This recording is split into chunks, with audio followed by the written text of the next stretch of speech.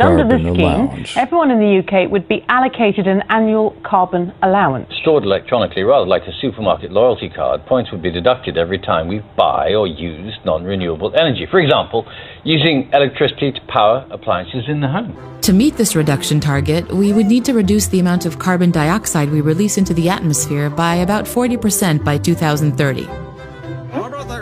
Such a fast change would require radical solutions. Not that kind of solution.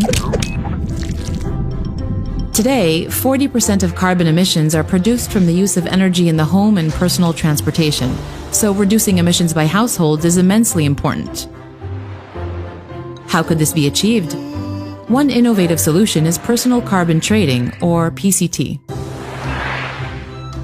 Under a PCT policy, governments would set a personal and equal cap on emissions that would reduce gradually over time. Each individual would then receive the same yearly carbon allowance. People with low carbon lifestyles would use up their accounts slowly, whereas people with high energy and carbon lifestyles would find their carbon account empties more quickly. Energy consumption would become more expensive once their allowance runs out. People who don't use up their allowance would be able to sell the remainder in the personal carbon market. This could benefit less well-off or greener people who generally consume less energy, and encourage people with more options to reduce their carbon footprint. For example, they could insulate their homes better or switch to more energy-efficient appliances in transportation.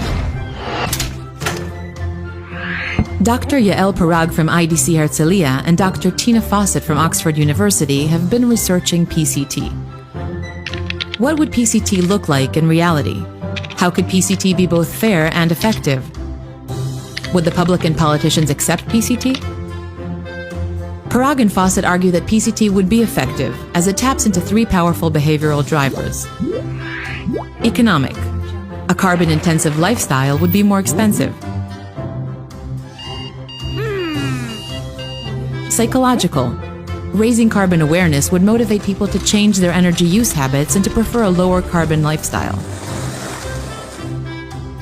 Social. The fact that everyone would have an equal allowance would set a new social norm around a shared effort to reduce carbon emissions and help limit climate change. Researchers in several countries are already looking into this radical idea. Dr. Parag and Dr. Fawcett are continuing to develop it. They're defining a research agenda and exploring how PCT, together with other policies, could help us become a low-carbon society. Later in 2018, Doconomy, a Swedish fintech, took on the challenge and launched Do, a mobile banking service for everyday climate action. The Do app is connected to a credit card that enables users to track and measure their carbon footprint from each purchase and to compensate for its impact day by day. This spring, Doconomy took its fight against climate change one step further by adding a premium credit card to its offer. But instead of introducing a premium credit card with the typical benefits that encourages further mass consumption, Doconomy did the opposite by launching Do Black, the world's first credit card with a carbon limit. Simply put, it's the first credit card ever to stop you from overspending. Not based on your available funds, but rather on the levels of CO2 emissions caused by your consumption. Do Black helps you track your climate impact and ensures that you reduce it by 50% in line with the UN 2030 recommendation. The core purpose of Do Black is not only the ability to measure the impact of your consumption, but also bringing it to a direct halt, making it a radical tool against climate change.